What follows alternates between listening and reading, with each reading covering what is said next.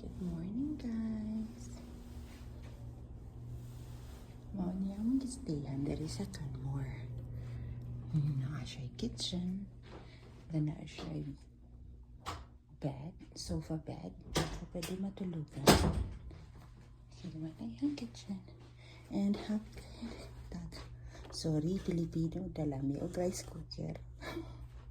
Naa siya dala nga TV o microwave. Ay, kasan.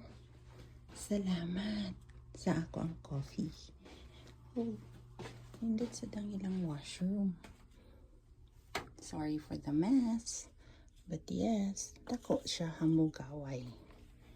Dili kay tantong mahal na ay mga beddings on 2 queen beds. Maka-work ta sa atong online business. And nasa yung kagalingong fireplace.